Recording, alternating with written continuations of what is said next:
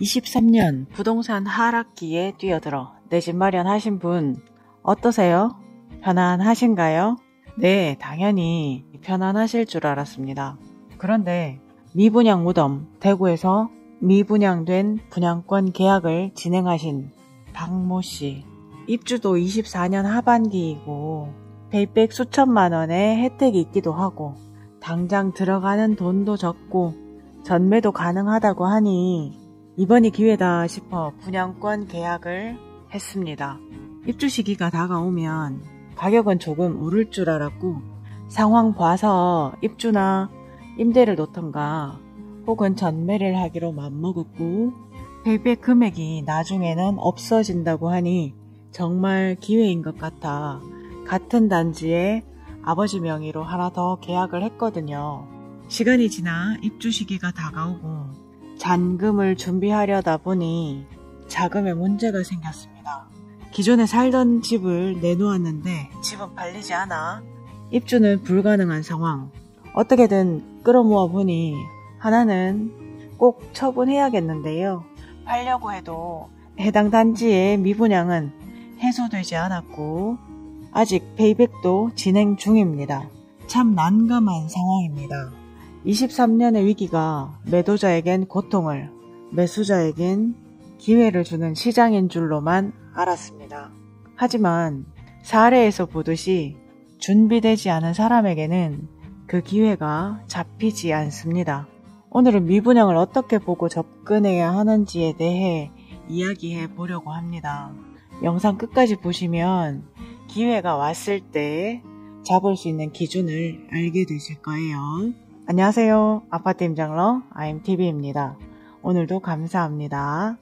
서울 수도권 지역의 상승세, 대구 내에서도 수성구와 대장 아파트의 상승 거래, 얼주가의 신축 아파트 거래량, 여기에 미분양 소진까지 각종 뉴스에 유튜브에 이런 주제에 노출이 많다 보니 고분양가 상승으로 이어지는 분위기가 익숙해지는 중이었는데요.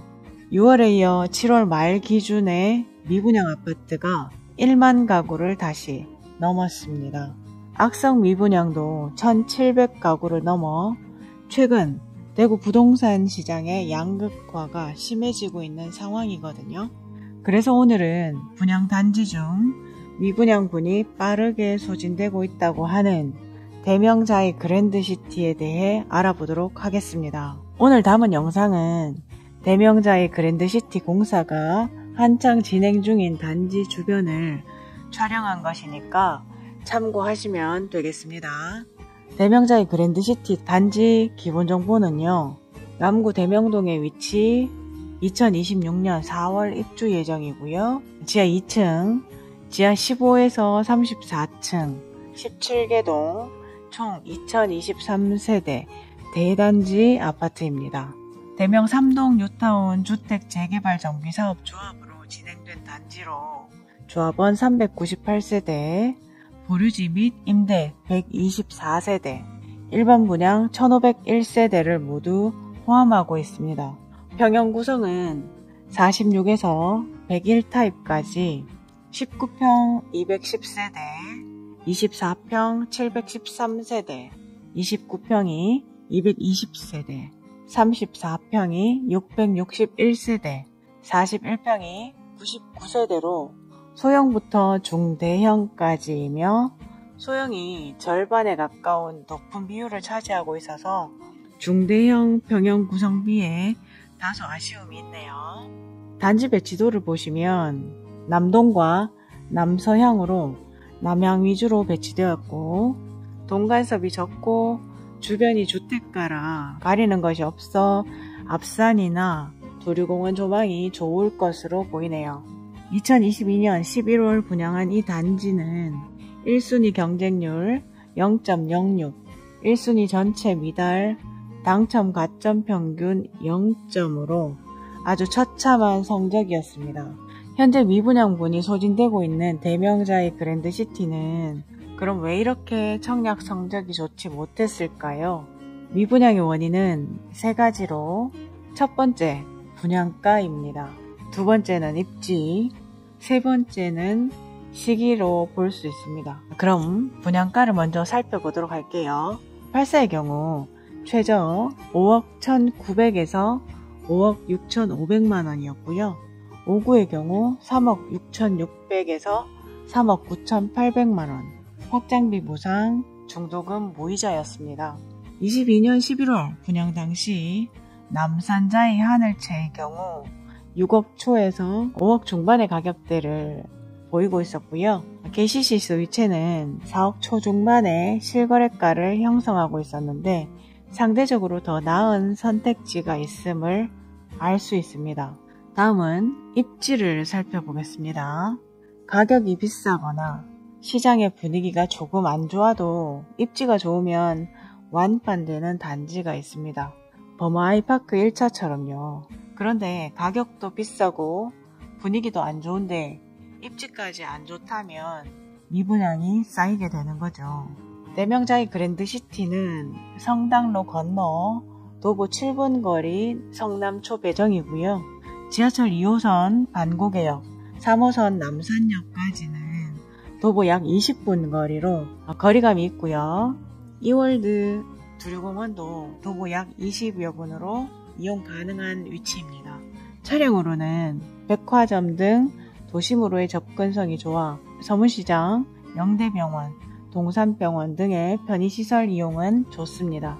단지 주변은 영상에서 볼 수 있듯이 경사도가 있고 노후주택가로 생활상권의 활성도는 다소 부족하지만 대명시장이 인근에 있고 입주 시기가 되면 주변 상권은 좋아질 것으로 보입니다. 다음 시기적으로는 남산자이 하늘채의 전 고점이 21년 1월이었고요. 분양 시기인 22년 11월은 공급 폭탄의 여파로 미분양이 쌓이며 거래량이 급감하고 공포의 하락인 저점의 시기였습니다. 시기적으로 최악의 상황에 분양한 단지라 중도금 무이자와 확장비 무상이라는 제안을 했었네요.